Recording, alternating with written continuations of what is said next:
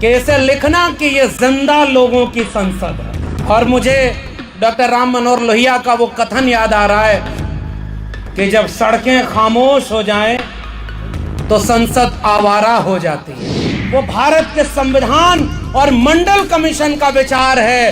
भारत के बनाने वाले हमारे पुरखे थे, भारत को बचाने का काम हमें करना है। इसलिए हम सही रास्ते पर, जिन हाथों ने सदियों तक कुदाल फावड़ा और मेहनत से श्रम करके इस दुनिया को रहने लायक बनाया, पुरखों ने जाने कितनी कुर्बानी दी। पहली पीढ़ी आई है जो हाथ में कलम और किताब पकड़ी है, अभी तो बहुत लंबा हिसाब बाकी है। घंटी के पीछे भागोगे तो कुछ नहीं मिलेगा, अंत में वही मिलेगा, हमारी शिक्षा, हमारा रोजगार, हमारा सम्मान। उस सब की कोई चोरी कर रहा है, हम आपको बस सजग करने आए।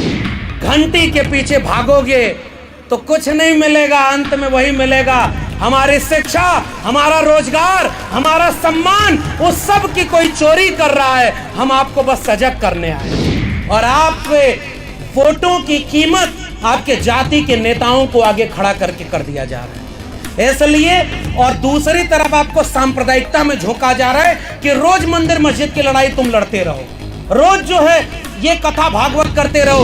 अगर इस मुल्क के 90% लोग तय कर दें कि ये हिंदू मुस्लिम और मंदिर मस्जिद की लड़ाई में हम नहीं जाएंगे, वादा है आपसे कि इस भारत में सांप्रदायिकता खत्म हो जाएगी। आप अपने घर में चाकू मत तेज करो, मैं आपको कहने आया हूं। हर बच्चे बच्ची के हाथ में एक तेज कलम पकड़ा दो, वो अपना मुस्तकबिल की लड़ाई लड़ लेगी। हमारी लड़ाई कलम और किताब की लड़ाई, ये वैचारिक लड़ाई सदियों पहले से चली आ रही है। तथागत बुद्ध, कबीर, रैदास, पलटू दादू, भीखा, बुल्ले शाह, बाबा फरीद और चोखा मेला नारायण गुरु बसवन्ना से होते हुए महात्मा फूले, डॉक्टर भीमराव अंबेडकर, डॉक्टर राम मनोहर लोहिया, मंडल कांशीराम की लड़ाई भारत के राष्ट्र निर्माण की लड़ाई है। इसलिए हमें सब कुछ झोंक करके उसको लड़ना पड़े तो भी इस कारवां को रुकने नहीं देना। आप क्या कर रहे थे? मैं कम से कम आने वाले लोगों को कहूंगा कि मैं भारत के संविधान को बचाने के लिए, मोहब्बत, भाईचारा और बहनचारा बनाने के लिए, शिक्षा और रोजगार के लिए, मानव में प्रेम के लिए, सबको हक और बराबरी के लिए एक दिन बाराबंकी में अंबेडकरवादी संसद और मंडलवादी संसद आयोजित हुई थी। आने वाली पीढ़ियों को आंख मिलाकर मैं कहूंगा कि मैं अपने हिस्से की लड़ाई लड़ रहा था ताकि आने वाली पीढ़ियां हम पर नाज करें, हम पर अफसोस न करें। युवा ब्रिगेड के तत्वावधान में आयोजित अंबेडकरवादी मंडलवादी संसद में आए हुए आप सभी लोगों को मेरा क्रांतिकारी जय भीम, जय मंडल, जय संविधान है, इंकलाब जिंदाबाद है। साथियों, एक शेर मुझे याद आ रहा है कि जब लोग कहेंगे कि ये भीड़ काफी नहीं, जो लोग कहेंगे कि ये भीड़ काफी नहीं, तो हम कहेंगे कि लड़ने वाला एक शख्स भी काफी है। और मैं जिस मंच पर जिन लोगों के साथ आपने मुझे बैठने का मौका दिया है, और असल में जिसे बहुजन कहते हैं, जिसे हम 85%, 90% कहते हैं, उसमें कोई व्यक्ति केंद्र में नहीं है। ऐसा ही एक गुलदस्ता है जिसमें तमाम अलग अलग समुदायों से आने वाले लोग एक विचार के नीचे एक हो जाते हैं। मुझे लगता है कि जिस वक्त देश की संसद अपना असली काम न कर रही हो, ऐसे वक्त में अंबेडकरवादी संसद और मंडलवादी संसद एक इतिहास रचने का काम करेगी। इसलिए आयोजकों को बधाई देता हूं कि आपने एक ऐसी संसद बनाई। और अभी नीरज भाई कह रहे थे कि इस आयोजन में शुरू में ही हमने उनको सलाह भी दी कि इसे लिखना कि ये जिंदा लोगों की संसद है। और मुझे डॉक्टर राम मनोहर लोहिया का वो कथन याद आ रहा है कि जब सड़कें खामोश हो जाएं तो संसद आवारा हो जाती है। और मैं उम्मीद करता हूं कि इस बाराबंकी और आसपास के जिलों से आए हुए आप सभी क्रांतिकारी लोग, बहुजन समाज, वंचित शोषित समाज के आप सभी लोग एक उम्मीद बनकर आए हैं हम सारे लोगों के साथ कि आपने सड़कों को खामोश नहीं रहने दिया है और वैचारिक क्रांति का एक जो आगाज हजारों साल पहले से चला आ रहा है, कितना भी बुरा वक्त आ जाए, कितना भी केस मुकदमे का दौर आ जाए, आपकी आवाजों को दबाने के लिए सत्ता तैयार खड़ी हो। कानून मुकदमे से आगे बढ़ के बुलडोजर तक बात पहुंच जाए, फिर भी जो नहीं डरा वो असली वैचारिक व्यक्ति है, वो भारत का निर्माता है। तो मैं इस पूरे विचार को किसी SC ST OBC का विचार नहीं कहता, मैं कहता हूं कि भारत का विचार वही है जो डॉक्टर अंबेडकर, डॉक्टर राम मनोहर लोहिया, जगदेव बाबू, रामस्वरूप वर्मा, ललई का विचार है। वो भारत के संविधान और मंडल कमीशन का विचार है। भारत के बनाने वाले हमारे पुरखे थे, भारत को बचाने का काम हमें करना है, इसलिए हम सही रास्ते पर हैं। लोग आकर के हमारे ऊपर यह आरोप लगाएंगे कि भाई भीम आर्मी के लोग कौन है, चंद्रशेखर आजाद कौन है, तो चंद्रशेखर आजाद जाति की बात करते हैं, जातिवादी हैं। नीरज पटेल कौन है, RS पटेल कौन है, तो कहेंगे कि वो पटेलों की बात करते होंगे, OBC की बात करते होंगे। लक्ष्मण यादव कौन है, तो कहेंगे कि ये अपनी जाति बिरादरी की बात करते होंगे, ये लोग बड़े जातिवादी लोग हैं। तो मैं ये पूछना चाहता हूं बाराबंकी के लोगों, आपको हनुमान जी की जाति कब पता चली थी? चंद्रशेखर भाई ने तो एक इंटरव्यू में पत्रकार से ये पूछा, मुझे बड़ा पसंद आया। भाई हनुमान जी तो भगवान थे ना, हैं उनके हिसाब से, उनकी जाति तो हमें नहीं पता थी। हनुमान जी की जाति बताने वाला कौन? इस देश में कभी भी राष्ट्रपति या प्रधानमंत्री बनने के बाद कोई अपनी जाति बताता था या कोई पूछता था क्या? इस देश में 2013 में कब पता चला कि एक व्यक्ति जो गुजरात के मुख्यमंत्री रहते हुए किस जाति के थे? नहीं पता था। जब उन्हें प्रधानमंत्री बनना हुआ तो बिना पूछे देश को बताते रहे कि मैं OBC मां का बेटा हूं, मुझे प्रधानमंत्री बना दीजिए। उनसे किसने उनकी जाति पूछी थी? जब राष्ट्रपति आपने बनाया तो राष्ट्रपति तो किसी जाति का नहीं होता ना भाई, वो तो सबका होता है। प्रेस कॉन्फ्रेंस करके राष्ट्रपति की जाति बताने वाले लोग कौन थे? और अभी जब कुछ और चुनाव बीता तो कैबिनेट मंत्री और केंद्र सरकार में मंत्री बनाने के बाद, मैं तो दिल्ली में रहता हूं ना, बड़ी बड़ी होर्डिंग लगा करके पहली बार कौन बताया कि 12 अनुसूचित जाति जनजाति और 27 OBC को हमने मंत्री बना दिया।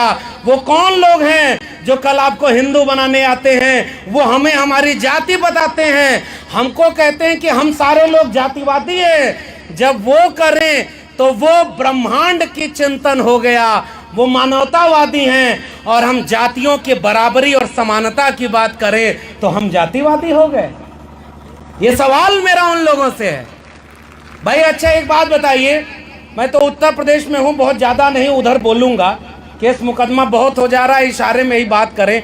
वैसे भी हम लोग पढ़ाने लिखाने वाले पेशे से जुड़े हैं। यहीं बाराबंकी एक ऐसा शहर है, मैं यहाँ आने के पहले पढ़ रहा था, इसे पूर्वांचल का गेट द्वार बोला जाता है। यहाँ से पूर्वांचल शुरू हो रहा है। तो पूर्वांचल की ज़मीन वैचारिक ज़मीन, और वहीं गाय भैंस चराने वाले लोग।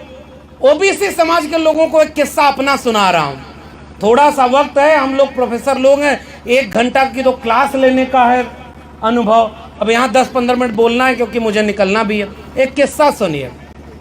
हमें तो पता ही नहीं था कि जाति हमारी क्या है। गांव में गाय भैंस चराते थे, घर वालों ने थोड़ा हिम्मत करके भेज दिया, इलाहाबाद यूनिवर्सिटी पढ़ने लगे। पढ़ते पढ़ते जब विश्वविद्यालय टॉप किया तो जो प्रोफेसर हमें बहुत पसंद करते थे, उनका बयान था कि जो गाय भैंस चराना लगे वो लोग अगर यूनिवर्सिटी टॉप करने लगे तो हमारे घरों के बच्चे कहाँ जाएंगे। तब मुझे पता चला कि मैं तो ओबीसी जाति का हूं। ये मेरे सामने मेरा प्रोफेसर ही मेरी जाति पूछता है। हमने नहीं पूछी किसी की जाति, और हमें तो उसी समय पता चल गया। उत्तर प्रदेश में कुछ लोगों को बहुत बाद में पता चला, जब उनका घर वर गंगा जल से धुलवाया गया, तब कहा कि अरे ये तो हम तो ये निकले। भाई एहसास तो सबको होगा। अभी उत्तर प्रदेश में रामचरितमानस का विवाद चल रहा है। भाई देखो, मेरी तो पीएचडी ही तुलसीदास पर है। हमने तो उसी में पीएचडी की हुई है, और हमने एक एक चौपाई पढ़ी हुई है। अभी तो 2-4 चौपाई पर अभी लेखक साहब बोल रहे थे, वर्मा जी, अभी 2 चौपाई 4 चौपाई पर इतना विवाद हुआ। अरे अभी तो बाबा साहब अंबेडकर, भारत का संविधान और मंडल धीरे धीरे जमीन पे पहुंच रहा है। जिन हाथों ने सदियों तक कुदाल फावड़ा और मेहनत से श्रम करके इस दुनिया को रहने लायक बनाया, पुरखों ने जाने कितनी कुर्बानी दी। पहली पीढ़ी आई है जो हाथ में कलम और किताब पकड़ी है। अभी तो बहुत लंबा हिसाब बाकी है, अभी तो शुरुआत हुई है। हिसाब होगा कि नहीं होगा? अच्छा, हिसाब का मतलब क्या? भाई हम ये पढ़ के अगर ये सवाल पूछेंगे कि भाई जिस चीज को आप लोग देवता बना के पूज रहे हैं, अगर वहां कोई मूंछ रखने पर, कोई मटका छू देने पर, कोई घोड़ी चढ़ जाने पर और कोई अपने हक हुकूक की बात कर देने पर मारा जा रहा हो, तो सवाल पूछेंगे ना। अगर किसी जाति के लिए लिखा है जेबर नादन तेल कुम्हारा सपच करात कोल कलवारा, सारी चीजें, वो सारी चीजें लिखी हुई हैं, तो पूछा जाएगा आप अपना सम्मान बढ़ाओ। पूज्य विप्रशील गुणहीना शूद्र गुण गण ज्ञान प्रवीणा। मैं तो पढ़ाता हूं, पीएचडी किया हूं, इसलिए मैं बोल सकता हूं। भाई मैं तो ये पूछ रहा हूं, आप अपनी पूजा करवाए, हमें कोई दिक्कत नहीं, आप अपनी पूजा करवाओ। हमारे लिए क्यों कह दिया कि पूज्य शूद्र न गुण गण ज्ञान प्रवीणा? कोई विद्वान हो तो भी उसकी पूजा न हो। उसी दौर में वैचारिक क्रांति थी, अंबेडकरवादी मंडलवादी संसद में आए हुए लोगों। उसी समय संत कबीर सदगुरु रविदास ने कहा कि पूज्य चरण चंडाल के जो हो वे गुण प्रवीण। और वो वैचारिक लाइन है जिसमें हम कह रहे हैं प्रतिभा और काबिलियत का सम्मान। अब एक बात बताइए, इस देश में जातिवाद ने सबसे ज्यादा नुकसान किया है कि नहीं? उत्तर प्रदेश के लोगों को तो अच्छे से पता होगा। मंडलवादी और अंबेडकरवादी विचार का मतलब क्या है? कोई बड़ा नहीं, कोई छोटा नहीं। हम लोग बचपन में बुलडोजर को क्या देखने जाते थे? जमीन समतल करने का काम करता है। आजकल बुलडोजर लोगों का घर गिरा दे रहा है और उसमें लोग मर जा रहे हैं। मैं इससे ज्यादा नहीं कहूंगा। इसी प्रदेश में हेलीकॉप्टर से फूलों की बारिश किसके ऊपर हुई? आपको पता है? हेलीकॉप्टर से फूलों की बारिश किसके ऊपर की गई? जो विश्वविद्यालय में पढ़ने जा रहे थे उनके ऊपर क्या? जो अपना रोजगार मांग रहे थे उनके ऊपर हुई क्या? ये 69,000 शिक्षक भर्ती घोटाले में जो आरक्षण मांग रहे थे उनके ऊपर हेलीकॉप्टर से फूलों की बारिश हुई क्या? ये जो लोग मंडल सिफारिशों को लागू कराने की बात कर रहे थे उनके ऊपर हेलीकॉप्टर की बारिश हुई क्या? फूलों की हेलीकॉप्टर की बारिश उनके ऊपर हुई जो कांवड़ धोने जा रहे थे। भाई हमें दिक्कत नहीं, तुम हेलीकॉप्टर की बारिश करो, जो मन करे वो बरसाओ, लेकिन एक बात बताओ, उस कांवड़ ढोने वालों में मैं अपने गांव की एक बात बताता हूं। आज से 15 साल पहले तकरीबन 15 लोग सरकारी नौकरी में थे, कांवड़ ढोने कोई नहीं जाता था। आज मैं अपने गांव को देखता हूं, 15-20 लोग कांवड़ ढोने जाते हैं और कोई सरकारी नौकरी वाला नहीं बच गया। एक किस्सा सुनिए, गांव में हम लोग गाय भैंस चराते थे, तो एक किस्सा पुराने लोग जानते होंगे कि भैंस चुराने वाले रात के अंधेरे में भैंस की चोरी करने आते थे। ध्यान से समझिएगा, समझदार को इशारा काफी। बाकी नीरज पटेल जी हैं और चंद्रशेखर भाई हैं ही, वो अपनी बात कहेंगे तो फिर कोई कसर बाकी रह नहीं जाएगी। तो मैं तो 2-4 इशारा करके जा रहा हूं। अंधेरे में जब भैंस चुराने आते थे तो उसके गले में जो घंटी होती थी उसको लेकर एक चोर पूरब भागता था, तो भैंस लेके बाकी चोर पश्चिम दिशा में भागते थे। अब अगर घर वालों की नींद खुलेगी तो किधर भागेंगे? जिधर से घंटी की आवाज आ रही है उधर जाएंगे ना। और पूरा गांव उधर भाग रहा है जिधर से घंटी की आवाज आ रही है, और चोर आखिरी में घंटी एक खेत में फेंक कर भाग गए और वहां गांव वाले पहुंचे तो वहां क्या मिला उनको? घंटी और रात के अंधेरे में चोर भैंस चुरा करके लेके। उत्तर प्रदेश के लोगों, कुछ लोग आए हैं, मैं और कुछ नहीं कह रहा, घंटी के पीछे भागोगे तो कुछ नहीं मिलेगा, अंत में वही मिलेगा, हमारी शिक्षा, हमारा रोजगार, हमारा सम्मान, उस सब की कोई चोरी कर रहा है। हम आपको बस सजग करने आए, आपको अपना हक मांगना है भाई। और आखिरी और एकमात्र बात कहने आया हूं, हमारे मंडलवादी संसद और अंबेडकरवादी संसद का अगर कोई सबसे महत्वपूर्ण लड़ाई का हथियार है इस देश में, मुकदमा उनके ऊपर नहीं होगा जो कहेंगे चाकू तेज करके घर में रखना होगा क्योंकि हमारा धर्म खतरे में है। पता है कि नहीं आप लोगों को? चाकू तेज करने की बात कोई करता है कि नहीं? और तो और इस प्रदेश में कुछ लोग फकीर बन गए तो कोई जुबान काटने पर इतना रुपया और जो है गर्दन काटने पर इतना रुपया। और हमने पढ़ा था, संत न छोड़े संतई कोटिक मिले असंत और मलय भुजंग ने पे दिया शीतलता न सजंत। ऐसे संत लोग जो काम क्रोध लोभ मोह अहंकार से ऊपर हो जाते हैं, जब ऐसे संतों को देखा आजकल के तो याद आ गए हमारे संत कबीर फकीर, और उन्होंने कहा मन ना रंगाए रंगाए जोगी कपड़ा। अचानक मेरी आंख खुल गई, ये मामला घपला का है भाई। माला तो कर में फिरे, जीभ फिरे मुख माय, और मनवा तो चौदिस फिरे, यह तो सुमिरन नाय। और इसलिए उन्होंने कहा कि मुंह को कहां ढूंढे रे बंदे, मैं तो तेरे पास में। कुछ लोग आएंगे आपसे कहेंगे कि अरे तुम कहां ये बैठे हो, हालांकि यहां तो वैचारिक लोग हैं। वैचारिक लोग अपने गांव में जाकर देखिए, वो लोग कहते हैं आओ धर्म खतरे में है, आओ जो है मंदिर बनवाना। आप तो बाराबंकी में बोल रहे हैं, बगल में मंदिर बन रहा है, बहुत अच्छी बात है, बनाइए, आपको जो मन करे वो बनाइए। लेकिन हम आपसे केवल ये पूछेंगे, बाबा साहब और वैचारिक क्रांति की लड़ाई ये है कि जिस दिन मंदिर जाने वाली भीड़ स्कूल कॉलेज और विश्वविद्यालय जाने लगेगी, उस दिन इस भारत को विश्व गुरु बनने से कोई रोक नहीं पाएगा। हम तो आपका विरोध भी नहीं कर रहे भाई, हम तो आपसे कह रहे उत्तर प्रदेश में आप बता दो सबसे बड़ा विश्वविद्यालय आपने कोई बनाया क्या? कोई हॉस्पिटल बनाया क्या? कोई स्कूल कॉलेज बनाया क्या? और केवल एक इशारा करके जा रहा हूं मेरे गांव के लोगों, आपको पता नहीं है आपका क्या क्या लुट चुका है। नई शिक्षा नीति 2020 इस देश में लागू हो चुकी है और नई शिक्षा नीति कह रही है कि पहले होता था कि 2-3 किलोमीटर पर स्कूल खोले जाएंगे, सर्व शिक्षा अभियान चलाया गया, घर घर के बच्चे स्कूल जाएं, पढ़ें, अपना मुस्तकबिल बनाएं। नई शिक्षा नीति कह रही है जिस स्कूल में 3000 से कम विद्यार्थी होंगे उस स्कूल को दूसरे स्कूल से मर्ज कर देंगे, और दोनों मिलाकर भी विद्यार्थी पूरे नहीं हुए तो इन स्कूलों को बंद कर देंगे। डिग्री कॉलेजों में 5000 से कम विद्यार्थी होंगे तो बंद कर देंगे, और अगले 15 से 20 साल में 45,000 सरकारी डिग्री कॉलेज इस देश में हैं, उनको कम करके क्लोजर और मर्जर की पॉलिसी से 15,000 डिग्री कॉलेज बता देंगे। बताओ इस देश के लोगों, आपको स्कूल कॉलेज विश्वविद्यालय नहीं चाहिए क्या? आपको चाहिए कि नहीं? स्कूल कॉलेज विश्वविद्यालय चाहिए कि नहीं?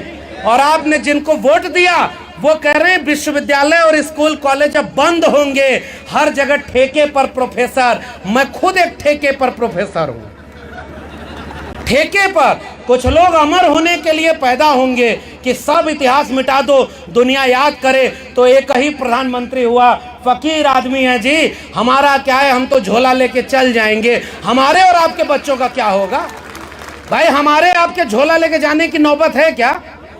और लोगों ने आपके बीच में सांप्रदायिकता की आग भर दी है।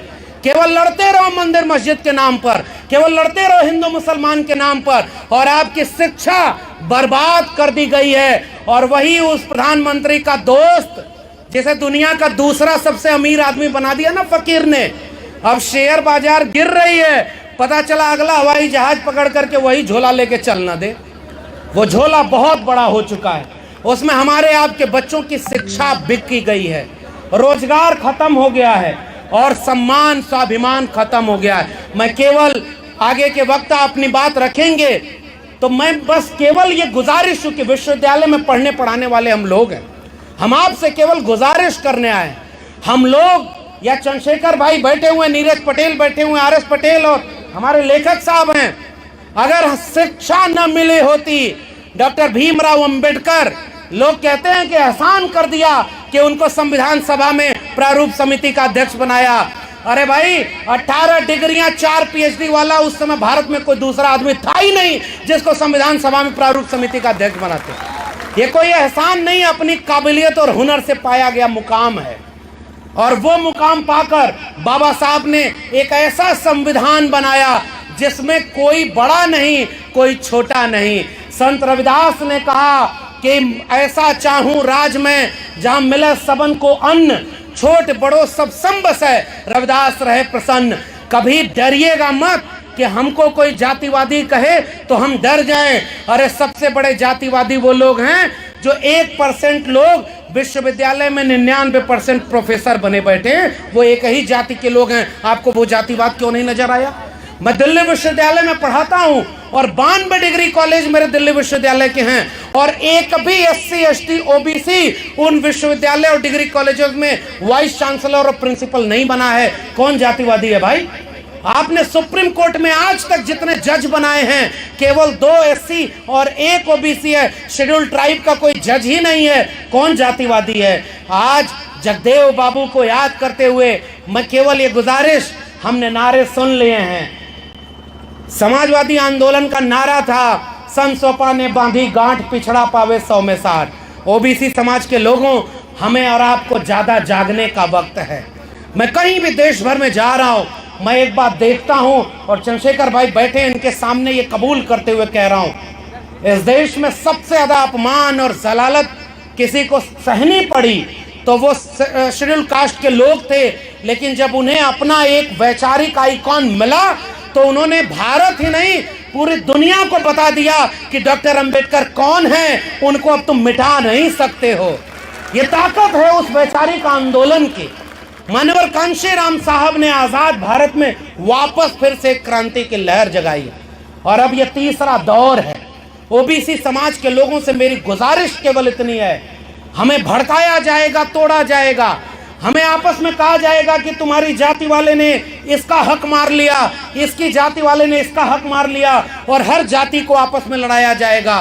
कभी देखा है आपने कि उन तमाम शोषक जातियों में कोई आपस में नहीं लड़ता है, बहुत एक तालमेल बना होता है, सब एक दूसरे की मदद करते हैं और आपके वोटों की कीमत आपके जाति के नेताओं को आगे खड़ा करके कर दिया जा रहा है। इसलिए और दूसरी तरफ आपको सांप्रदायिकता में झोंका जा रहा है कि रोज मंदिर मस्जिद की लड़ाई तुम लड़ते रहो, रोज जो है ये कथा भागवत करते रहो। आजकल कथा भागवत की बात आई है तो नए नए बाबा आ गए हैं जो किस्मत बता रहे हैं। ये कौन सा भारत बना रहे हो भाई? टीवी पर बैठ करके लोग कह रहे हैं कि ये चमत्कार है, विज्ञान है, कि ये किस्मत बता रहे, और वो बाबा अपने भाई की किस्मत नहीं बता पाया कि ये दलितों की शादी में जब जाएगा तो मुकदमा होगा इसके ऊपर, और मुकदमा हो गया भाई। ये दूसरे की किस्मत बताने वाले लोग आपको केवल ध्यान भटका रहे हैं। मेरी गुजारिश, वैचारिक लोगों, इस क्रांति की आग को बुझने नहीं देना। और ये वैचारिक लड़ाई सदियों पहले से चली आ रही है। तथागत बुद्ध, कबीर, रैदास, पलटू दादू, भीखा, बुल्ले शाह, बाबा फरीद और चोखा मेला नारायण गुरु बसवन्ना से होते हुए महात्मा फूले, डॉक्टर भीमराव अंबेडकर, डॉक्टर राम मनोहर लोहिया, मंडल कांशीराम की लड़ाई भारत के राष्ट्र निर्माण की लड़ाई है। इसलिए हमें सब कुछ झोंक करके उसको लड़ना पड़े तो भी इस कारवां को रुकने नहीं देना। यही गुजारिश है। और जाते जाते केवल एक चीज, कुछ ढपोर शंखों से बच के रहिएगा। ढपोर शंख का किस्सा सुना है आपने? एक आदमी गया और कहा, एक मार्केट में बाबाओं की बात हुई है, तब मैं बता रहा हूं जो चमत्कार और भविष्य बता रहे हैं, भविष्य बता रहे हैं भाई। और भारत के संविधान में अनुच्छेद 51A में कहा गया है कि आप वैज्ञानिक चेतना का विस्तार करेंगे। किताब में पढ़ा रहे हो कि सूरज का आकार इतना, उसका तापमान इतना, और हमारे यहाँ कथा में बता रहे हो कोई कोई सूरज को निगल गया। मैं चुनना चाहता हूं कि इस दोनों में से सही बात कौन सी है। और मंगल ग्रह को तो पता ही नहीं कि उसके नाम पर कितनी शादियां धरती पर टूट जा रही हैं। विज्ञान और तकनीक आई है तो हम बराबरी की जगह पर खड़े हैं। हमें एक ऐसा भारत बनाना है, हमें किसी से बदला, किसी के खिलाफ नहीं जाना है, हमें अपनी बराबरी का हक लेना है। वो हक किसका होगा? शिक्षा का होगा। आप अपने घर में चाकू मत तेज करो, मैं आपको कहने आया हूं। हर बच्चे बच्ची के हाथ में एक तेज कलम पकड़ा दो, वो अपना मुस्तकबिल की लड़ाई लड़ लेगी। हमारी लड़ाई कलम और किताब की लड़ाई। पढ़ेगा इंडिया तभी तो बढ़ेगा इंडिया। और उधर कहा पढ़ेगा इंडिया, बढ़ेगा इंडिया, और इधर इंडिया के एजुकेशन सिस्टम को अंबानी अडानी का तो बेच दिया। नारों पर मत जाना। ढपोर संघ का किस्सा सुनाकर अपनी बात खत्म करूंगा। एक आदमी वहां बाजार में चला गया तो कहा कि ये क्या है भाई? तो कहा कि ये बहुत कीमती चीज है। तो कहा क्या है? तो कहा ढपोर संघ है। तो कहा ये क्या काम करती है? तो कहा आप जितना मांगोगे उसका दुगना देती है। तो वो आदमी गया और कहा कि ढपोर संघ 1 रुपया दे। तो ढपोर संघ की आवाज आई कि 1 रुपया क्या 2 रुपया ले। वो आदमी खुश हो गया, कहा 2 रुपया दे। तो कहा 2 रुपया क्या 4 रुपया ले। वो आदमी कहा कि अरे इस ढपोर संघ को हमें दे दो। उसने अपनी पूरे जीवन की पूंजी लगाकर ढपोर संघ खरीद लिया, घर में ले आया, सबको बुलाकर घर में आया और मोहल्ले को बुलाया कि देखो मैं कितनी नायाब चीज लेके आया हूं, जो मांगूंगा उसका दुगना मिलेगा। सबको बुला के बिठा के और कहा कि ढपोर संघ चलो अब 1 रुपया दो। तो उधर से आवाज आई 1 रुपया क्या 2 रुपया लो।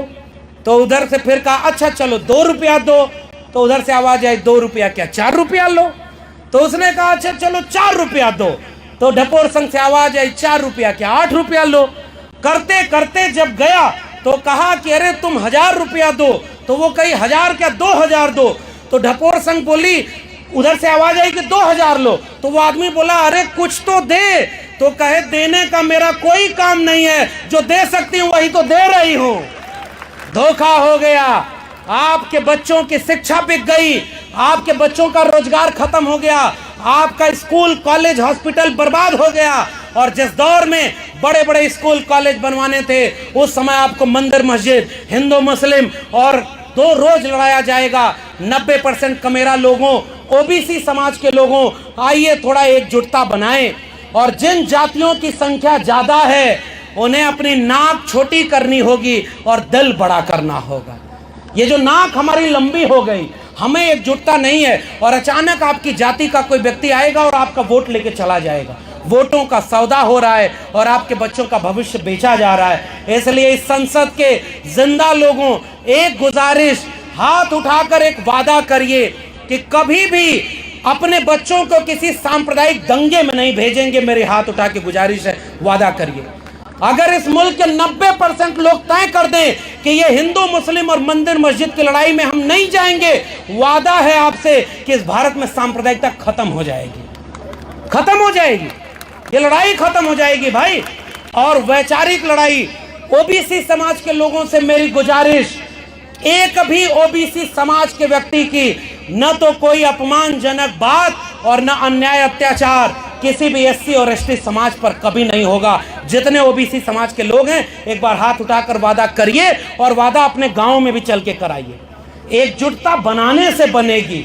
और हम सब लोग जाति व्यवस्था के शिकार हैं। आओ मिल करके एक वैचारिक ईमानदारी से एक बड़ी एका बनाकर, और तमाम हमारे नए लोग, मैं तो बहुत उम्मीद से देखता हूं वैचारिक क्रांति का कारवां जो चला था एक समय, और हम सारे लोग, बाबा साहब से लेकर ये विरासत न होती तो हम लोग न होते। और आखिरी बात, हमारी आंखों के सामने भारत का संविधान है। पीढ़ियां पूछेंगी कि तुमको भारत के संविधान का लाभ मिला, तुमको सरकारी शिक्षा मिली, सरकारी रोजगार मिला, तुम पढ़ लिख लिए, और तुम्हारे सामने भारत का संविधान बर्बाद करके कोई आके कह रहा है कि संविधान बदलना है, हिंदू राष्ट्र बनाना है, कोई कह रहा है कि इसको ये बनाना है, संविधान खत्म करो। आप क्या कर रहे थे?